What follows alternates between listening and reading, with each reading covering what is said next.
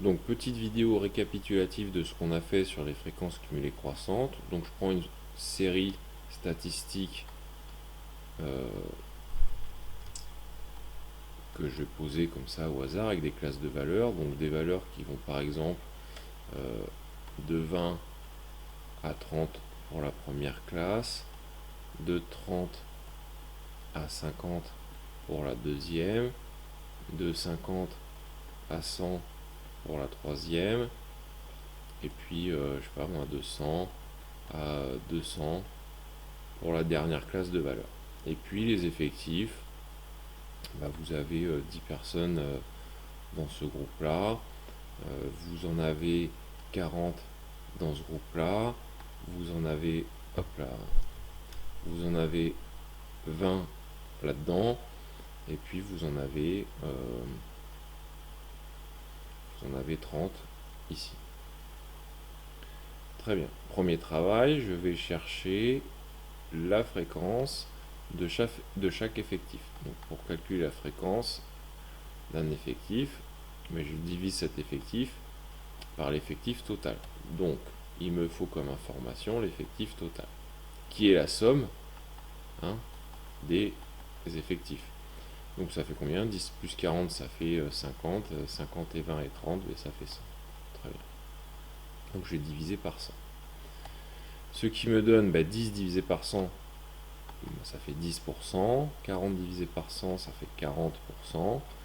20% ici et 30%. Voilà. Très bien.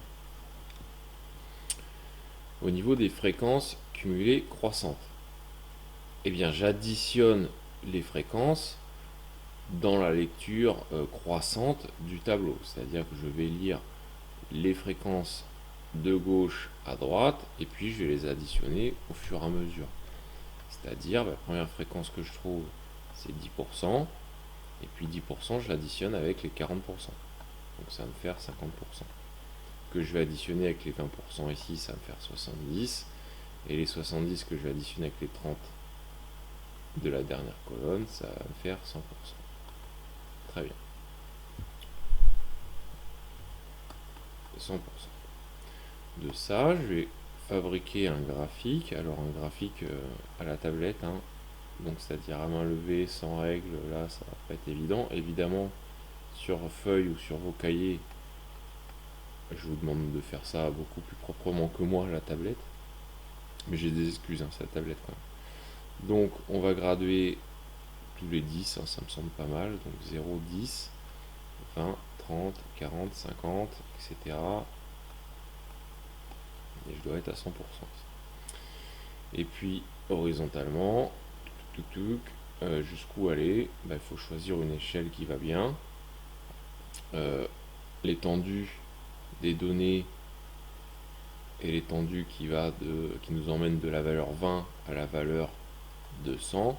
Donc l'étendue c'est 180. Donc on commence à 20 et on doit aller jusqu'à 180. Donc on va par exemple aller tous les deux carreaux, on va rajouter 20. Donc 40, 60, etc. Là, je vais les noter que ce soit un petit peu plus visible. Même si c'est un petit peu plus long à écrire, tant pis, voilà, ça va être vite fait quand même. 160, 180 et 200. Bon, très bien. Quand on a fait ça, on positionne sur le graphique chaque point ayant pour coordonnée la dernière valeur de la classe de valeur et la fréquence cumulée. Donc ici, en abscisse, j'ai pas mis, c'est pas bien, hein, j'ai pas mis ce que je représentais, je représente les valeurs bien sûr. Et je pose, alors allons-y, donc le point de coordonnées 30 et 10. Voilà. Deuxième point, et a pour coordonnées 50, 50. 10, donc 50 c'est ici, hein. 50 c'est là. Ok. Troisième point, coordonnées 100 et 70. Donc 100 et 70, ça nous emmène ici. Et dernier point, coordonnées 200 et 100%. Donc 200 en valeur et 100%. Et puis je vais relier à la règle. Hop, donc là je le fais à main levée, mais vous faites à la règle sur vos feuilles, hein. Moi aussi je le fais à la règle sur une feuille quand je suis sur une feuille avec un vrai stylo, une vraie feuille de papier. Là, c'est compliqué, hein, à main levée à la tablette graphique. Hop, voilà. Allez, c'est... Non, c'est pas beau. Mais bon, vous comprenez l'idée. Enfin, je vais placer mes 25% qui vont me permettre de trouver le premier quartile.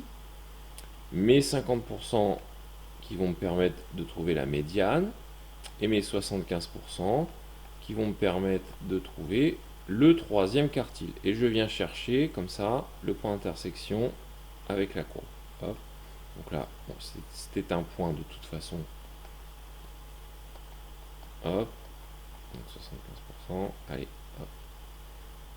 C'est avec une grande précision que je place 75%. Alors, que faire de tout ça? Alors, je vais décaler un peu le... Je vais décaler un petit peu la feuille. Hop. Il est là. Voilà. Très bien. Que faire de tout ça? Vous prenez verticalement les rappels. Hop. Allez, on va pas faire trop les difficiles. Donc 40. Ici, on va être à 50. Et puis là, on va être à quelque chose comme 130, 134, admettons. Et donc, on peut construire le diagramme en boîte, alors toujours avec les rappels verticaux, comme ça. Hop. Voilà. La valeur max est en 200.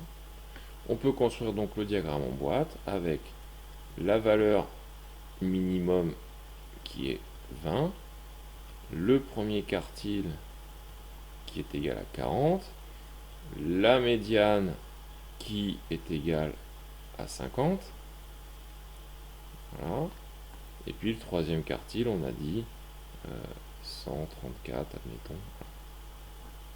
Donc la médiane ici, le troisième quartile là, et puis la valeur max à 200. Et on peut construire enfin le diagramme en boîte.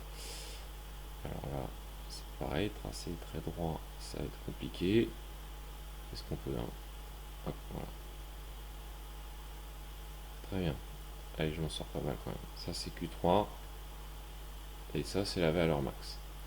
Vous pouvez ainsi définir l'écart interquartile, qui est l'écart entre Q1 et Q3, c'est-à-dire entre 40 et 134, donc ça fait 94, ça. Et là, on a fini pour le graphique. Si jamais on demande de calculer la moyenne de la série, alors pour calculer la moyenne de la série, on y va. La moyenne, qu'est-ce que ça va être? C'est la somme des valeurs fois les fréquences. Bon. Mais quelle valeur prendre quand on a... hop, je le surligne, voilà. Quelle valeur prendre quand on a un intervalle comme ça? Alors pour calculer la moyenne, tout simplement, la valeur que vous prenez pour le calcul de la moyenne, c'est la valeur centrale de l'intervalle. Donc entre 50 et 100, la valeur centrale, c'est 75. Donc pour ce calcul de moyenne, la valeur centrale du premier intervalle, c'est 25. Donc vous allez faire 25 fois 10%, plus la valeur centrale du deuxième intervalle, c'est 40. Donc 40 fois 40%, etc. Donc 75 fois 20%. Et la valeur centrale du dernier intervalle, pardon, c'est 150 fois 30%. Vous additionnez et vous avez la valeur de moyenne. Je vais faire la calculatrice et je vous donne ça juste après. Voilà, donc j'ai fait la calculatrice et j'ai trouvé 78,5. Autant que je retrouve mon stylo, voilà, il est là, tac, 78,5. Donc la moyenne de cette série, c'est 78,5. Voilà, j'ai vraiment fait quelque chose de très synthétique sur ce qu'on a fait en classe pour les gens qui étaient... voilà, cette vidéo était destinée à ceux qui étaient absents, mais peut très bien aussi être regardée par ceux qui étaient présents et qui veulent juste une petite synthèse même si effectivement la qualité graphique n'est pas forcément au rendez-vous, et je vous encourage évidemment sur vos feuilles à faire quelque chose de beaucoup plus propre. Voilà, bon courage, à très bientôt.